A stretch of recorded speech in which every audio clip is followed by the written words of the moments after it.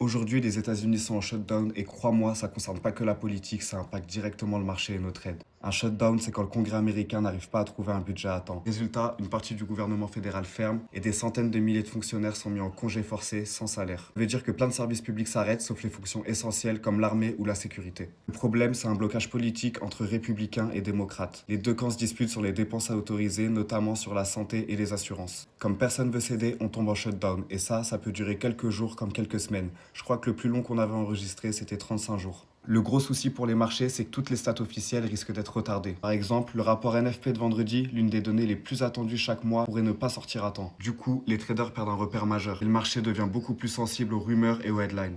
On peut déjà le voir sur l'or qui commence à exploser vers les 3900, le dollar qui commence à chuter, le Nas, le S&P ou les autres indices US qui vont aussi suivre et couler à leur tour. Concrètement, tout va jouer sur les annonces de Washington.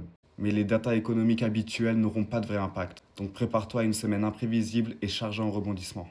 En résumé, un shutdown, c'est un blocage politique qui paralyse les administrations, retarde les données économiques et met le marché en mode casino sur chaque nouvelle déclaration. Le meilleur conseil que je peux te donner, c'est de pas trader cette semaine et observer ce qui se passe. Mais si tu veux trader et reste collé à l'actu, ça sera très important.